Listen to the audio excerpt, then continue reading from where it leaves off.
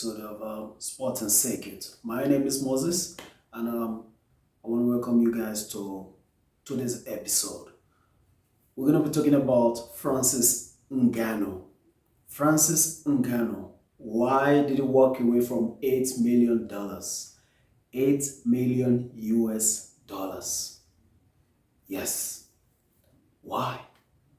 Over the past few days, a lot of rumblings have been going on all over the internet asking why would someone turn down $8 million?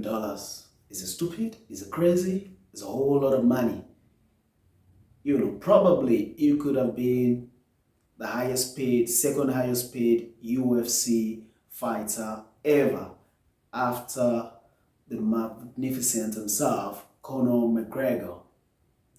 But as it has been in the UFC for over some time, all these things are hearsay. There's nothing, that we do see that is the actual fact, actual proof. A lot of the stuff we do here, from when it comes to the contracts of the UFC fighters, most of the time it's mostly hearsay. We do not see any fact. We do not see any legal paperwork. So Francis Ngannou, like, why would he turn down $8 million?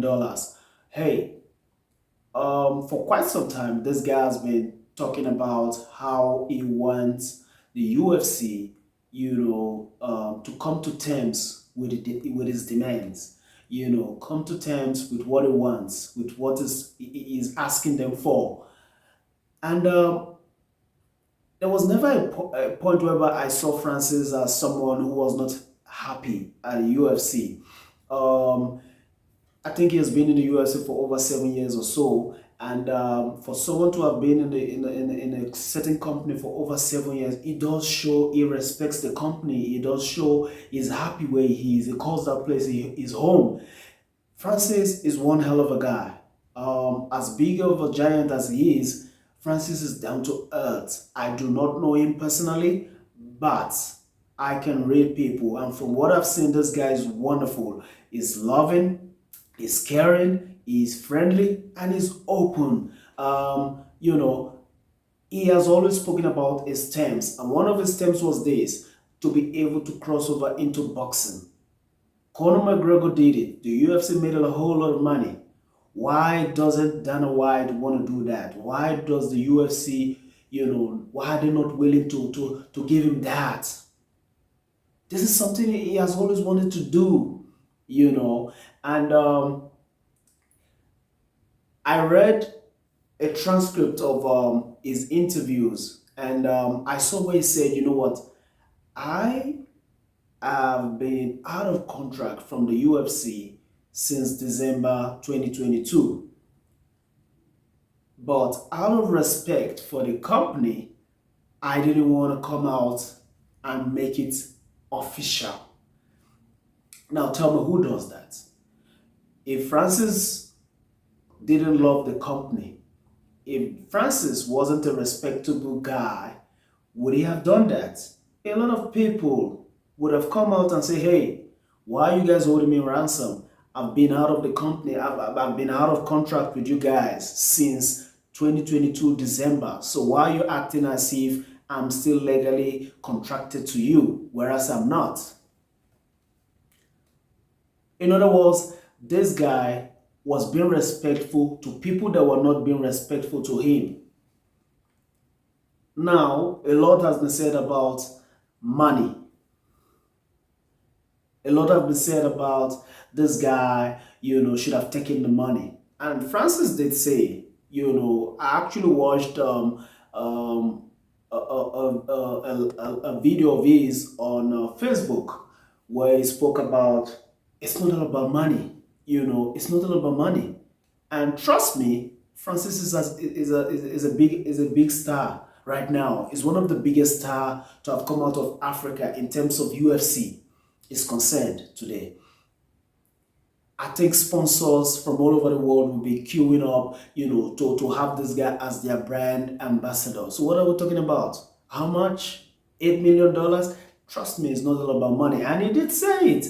everything is not all about money. They are making it up as if it is about the money. It's not all about the money. Money is not everything. He also spoke about looking out for other fighters. He wanted a representative, a fighters union, who can speak out for the fighters, who can come to meetings and say, hey, this is what we want as fighters. Can you guys look into our terms and conditions? Can you guys, help us with this? The UFC ain't having none of it. Why?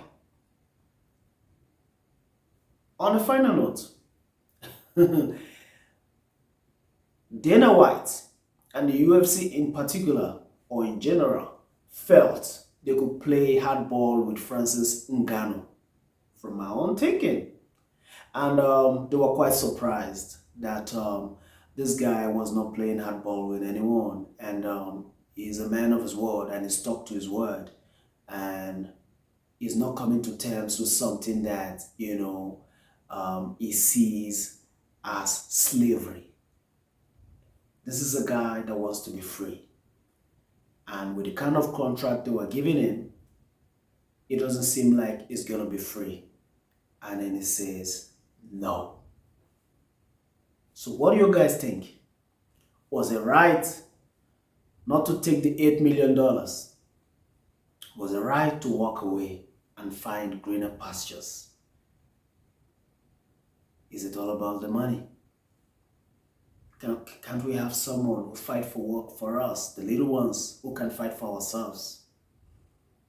For those of you just tuning in, this is Sporting Circuit. I implore you guys to please like, subscribe, and share this video. I'm also on other platforms as well. You can find me on Facebook, Sporting Circuit. You can also find me on Instagram and also on Twitter. Thank you very much for watching, and God bless.